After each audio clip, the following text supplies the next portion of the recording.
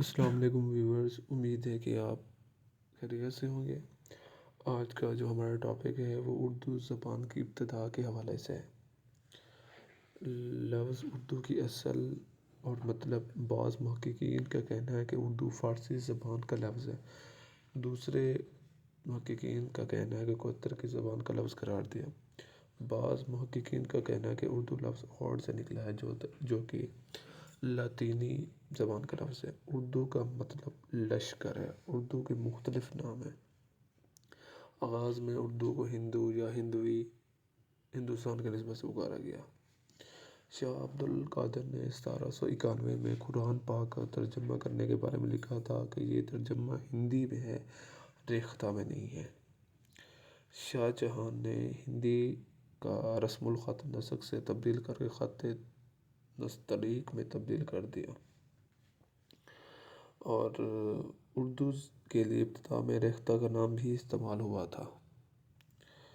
ریختہ کے معنی بنایا یا ایجاد، اختراع کرنا، نئے سانچے میں ڈھالنا، موزوں کرنا۔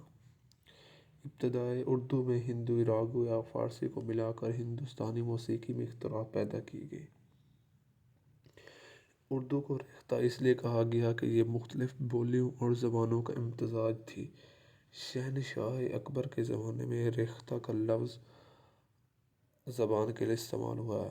یہ لفظ شاعری کے لیے استعمال کیا جاتا ہے۔ ریختہ میں جو سب سے پہلا دیوان ہے نا، امیر خسرو نے مرتب کیا۔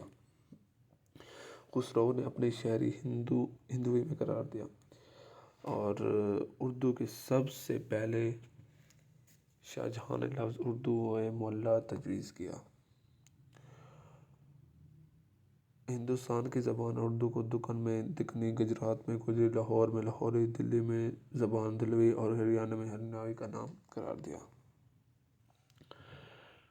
محمد حسین آزاد نے فضلی کی وہ مجلس یا کرب الخط اردو کی پہلی نثری تصنیف قرار دیا، اور اس کے بعد خواجہ معین الدین چشتی وہ مبلغ تھے جنہوں نے سب سے تبلیغ کے لیے ہندی زبان میں استعمال کیا۔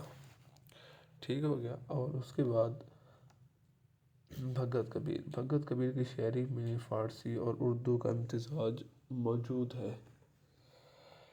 بھگت کبیر نے فارسی شاعری کا اثر قبول کر کے ردیف قافیہ کا پہلی مرتبہ استعمال کیا۔ کبیر کی تصانیف ریختہ کے نام سے مشہور ہوئیں۔